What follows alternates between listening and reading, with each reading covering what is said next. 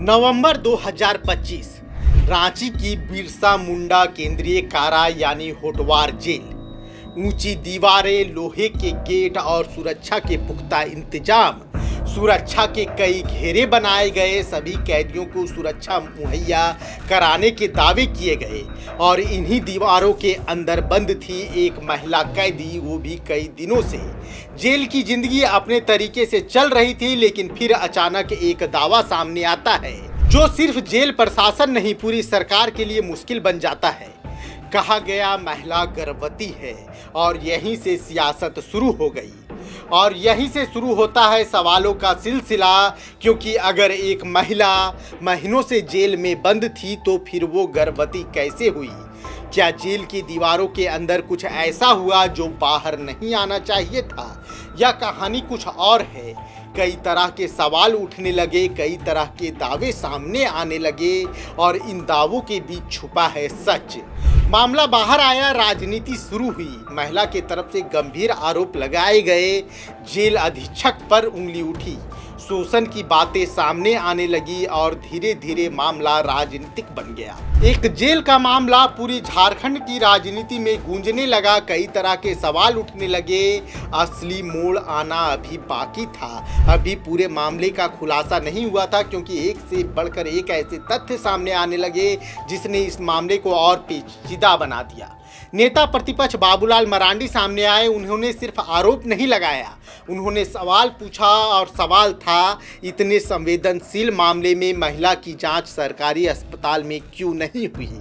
Pregnancy test के लिए निजी लैब का चयन क्यों हुआ? मरांडी ने कहा, क्या मामला दबाने की कोशिश हुई?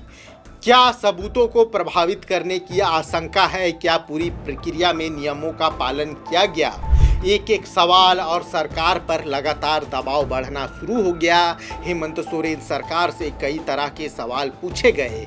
अब कहानी और उलझती है, क्योंकि दूसरी तरफ जेल प्रशासन कहता है आरोप गलत है, यौन शोषण जैसी कोई बात नहीं हुई है, लेकिन आरोप इतने गंभीर थे कि जांच शुरू करनी पड़ी।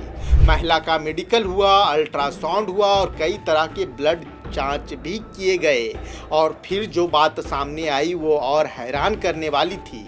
जांच में जो बात सामने आई उसने कहानी को नया मोड़ दे दिया, या यूं कहें कहानी को और उलझा कर रख दिया। महिला रिपोर्ट में गर्भवती नहीं पाई गई थी, रिपोर्ट में कहा गया कि पेट दर्द की शिकायत थी। अब यहाँ रुकिए और सोचिए, शुरुआत हुई थी प्रेगनेंसी से, शुरुआत हुआ था यौन शोषण के आरोपों से और फिर आया प्राइवेट लैब का विवाद, फिर राजनीतिक हमला और फिर मेडिकल रिपोर्ट कुछ और कह रही है। तो सच क्या है? आरोप, रिपोर्ट या फिर दोनों के बीच सच कहीं और छिपा हुआ है?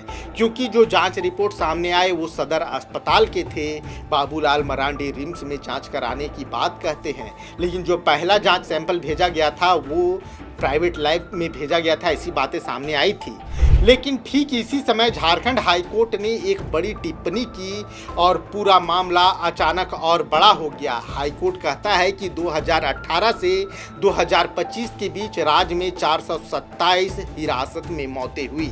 427 यानी सैकड़ों लोग जो पुलिस या हिरासत की व्यवस्था में रहते हुए मारे गए या पुलिस की कस्टडी में मारे गए। कोर्ट कहता है कई मामलों में जांच वैसी नहीं हुई जैसा कानून कहता है, और अदालत कहती है कि वह ये सब देखकर स्तब्ध है। अब इन तीनों तस्वीरों को साथ देखिए। एक तरफ महिला कैदी की प्रेगनेंसी, जेल में विवाद, यौन शोषण के आरोप, प्राइवेट लैब, जांच, सदर अस्पताल की रिपोर्ट, और दूसरी तरफ 427 मौतें, वो भी पुलिस की हिरासत में। जांच प्रक्रिया पर सवाल उठना तो लाजमी है। हाईकोर्ट भी नाराज है और सबसे ज़्यादा नाराज है वो झारखंड की व्यवस्था। आखिर किस तरीके से पुलिस व्यवस्था पे ट्रस्ट किया जाए? और फिर सवाल उठता है, क्या ये सिर्फ अलग अलग घटनाएं हैं या फिर झारखंड की जेल और हिरासत में जो व्यवस्था है उसका सच?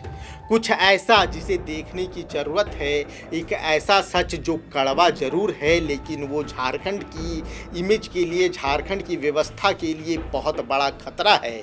क्योंकि जेल सिर्फ सज़ा के लिए नहीं होती, जेल सुधार के लिए भी होती है और जेल राज्य की जिम्मेदारी होती है।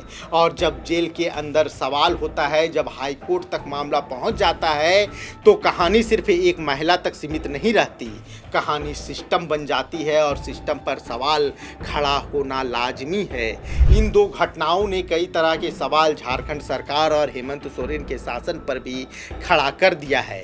सवाल अभी भी बाकी है, महिला के आरोपों का पूरा सच क्या है, प्राइवेट लैब में जांच हुई और हुई तो क्यों हुई, 427 मौतों की जवाबदेही किसकी है, और सबसे बड़ा सवाल कि झारखंड की जेलों के अंदर आखिर चल क्या रहा है। सिर्फ महिला कैदी का मामला नहीं है, इसे ध्यान से देखिए कि यह सिर्फ महिला कैदी का मामला नहीं है।